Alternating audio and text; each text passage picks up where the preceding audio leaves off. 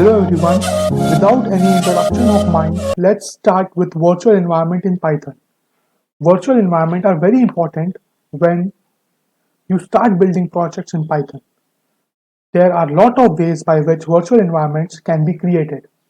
Famous one being virtual env and pipenv. These are third-party packages which has to be imported, firstly installed and then imported using pip, that is Python Package Manager.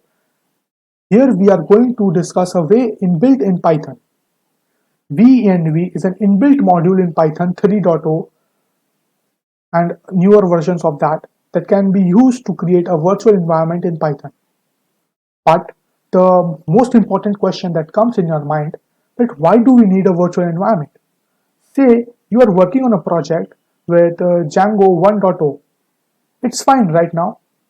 Then you start a new project and you decide to work with Django 3.0 because by that time Django 3.0 is the latest version. Then you install that Django 3.0 in your computer and that is also fine, it's good going, but the problem comes when you go in your older project and you run that project. So there you see lots of errors come up due to the compatibility issues. So in order to solve this problem, we need virtual environment. So what is a virtual environment? A virtual environment is a tool that helps to find dependencies required by different projects separate by creating isolated Python virtual environments for them. This is one of the most important tools that most of the Python developers use. So basically what happens is that each and every project has a separate set of dependencies that are available with which you can work as when you require them. So here as the example has been shown that this is a virtual environment 1, this is a virtual environment 2 and this is virtual environment 3. Over here you have three different virtual environments and three different virtual environments have three different versions of Django, say 1.5, 1.4 and 1.0.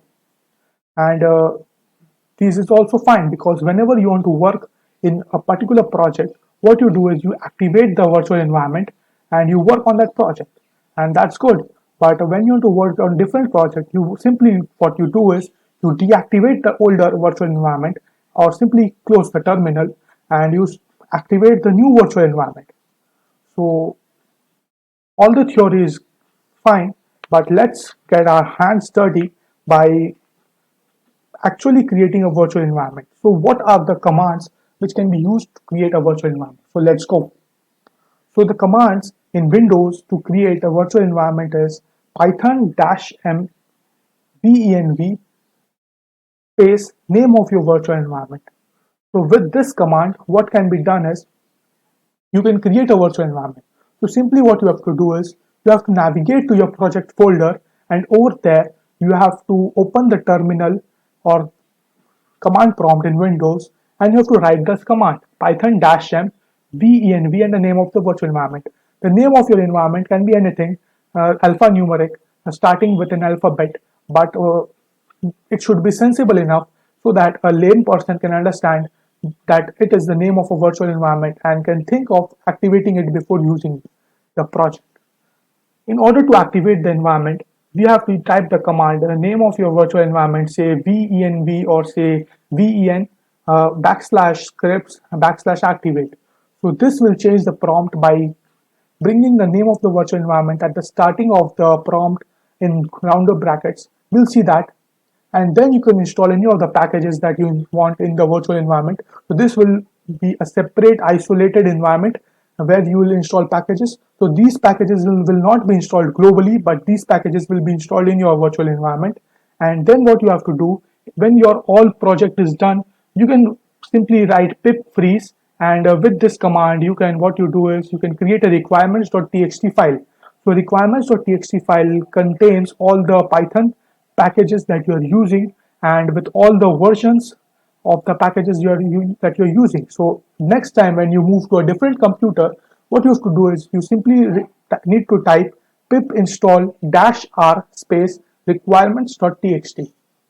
And in order to deactivate it, you have to simply type the name of your environment, backslash scripts, backslash deactivate, or simply close the CMD.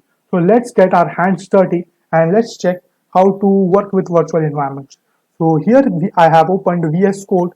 So let's see how you can work. Here is the command prompt that I am having. So this is the prompt. So let's make a virtual environment. In order to create a virtual environment, you have to write Python -m venv, and this should be name of your virtual environment.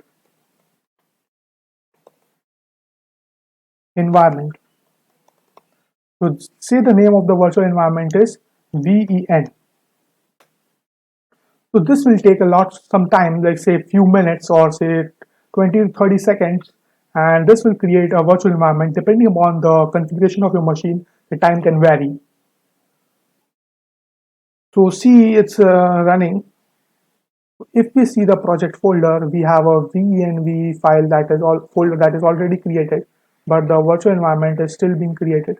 So we can see that the virtual environment is created since the prompt has come. So in order to activate it, what you have to simply do is you have to write ven, then you have to write backslash, then scripts backslash activate. So this will activate the virtual environment. So you can see that the ven name is coming in by the left hand side of your prompt. So this means your virtual environment is activated. So what if you do is pip list.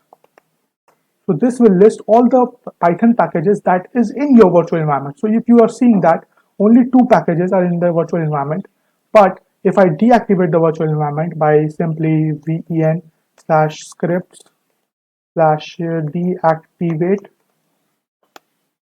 and let's see what packages are installed in my computer. So pip list. So it's taking some time. So you can see that all these packages are installed in my computer. So but the virtual environment contains only 2 packages because it's a separate isolated environment. So let's check. Let's activate the virtual environment again.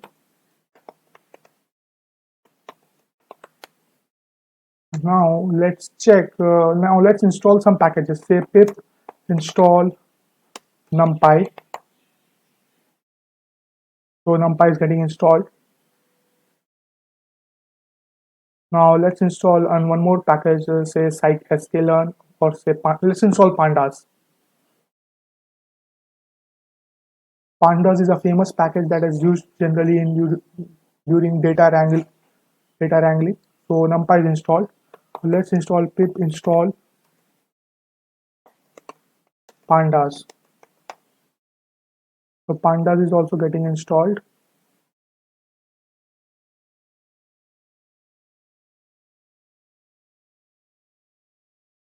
Let's wait a few seconds so that pandas will be installed.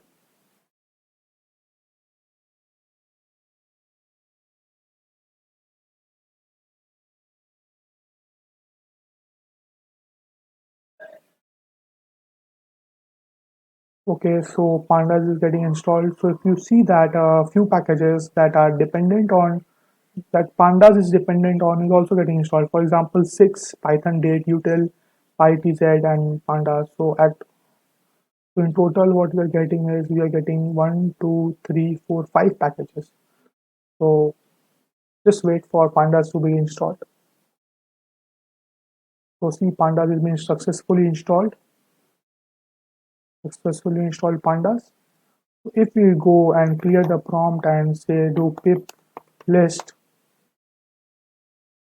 then we see that 5 new packages are there. So in order to make the requirements.txt, so first of all I have to explain what is requirements.txt file. So it's a simple notepad file. What it contains is it contains all your Python packages, say that is over here, and with all the versions.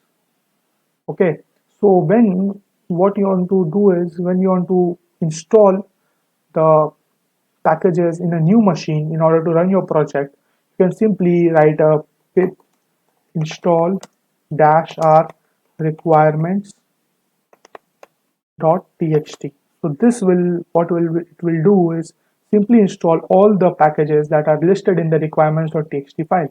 But how do we create a requirement? So what we do is pip, if we write pip freeze, so it will give the output in such manner. It will give the output in such manner with all the packages with version numbers written in this manner. So if we do pip freeze requirements.txt, this is a simple bash command. So what it will do is create a requirements.txt file. So if we go in the requirements.txt file, we are seeing that all the Python packages are there. So let's create a new virtual environment and show you how to install. So in order to deactivate it, what is we do is ven slash scripts slash deactivate. So it's activated. Let's create a new virtual environment, python dash m venv ven2. So new virtual environment has been created.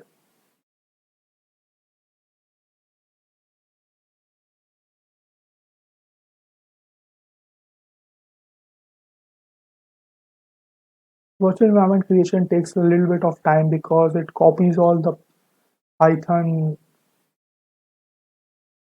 interpreter to your virtual environment. Copies the actually Python interpreter to your virtual environment. So let's clear. So virtual environment 2 has been created, as you can see. Let's activate the second virtual environment. So let's say pip no, not to activate, what will ven2 slash scripts slash activate. So no, I misspelled it. So it was pyven. So it is now activated. As you can see, the prompt has changed. The prompt has changed. As you can see, it is activated now. So let's see what are the packages that are installed. So pip list. So pip list, what it commands is do is list all the packages. So if you can see, no packages are installed over here. So in order to install our requirements.txt, all the packages that are listed in requirements.txt, so what you have to do is you have to simply pip install dash r say requirements yes, I'm spelling it correct .txt. So if you can see, the installation process has started. So it can take a little bit of time because we're installing lots of packages, say 5 packages over here. Let's wait a few seconds.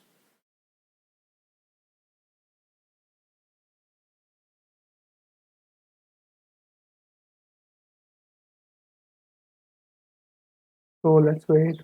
Python packages, collected packages are getting installed.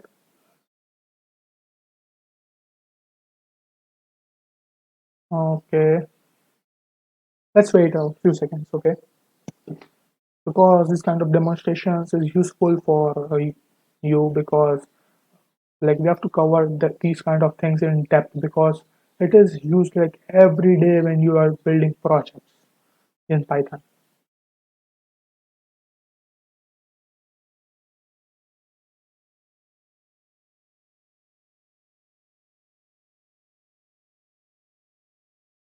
Yes, so it's successfully installed. Yes, these packages are successfully installed. As you can see, packages are successfully installed.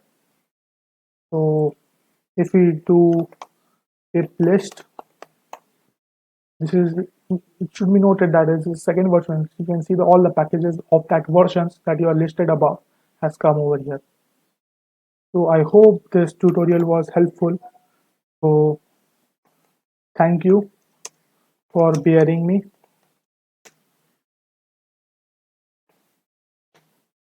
Thank you very much.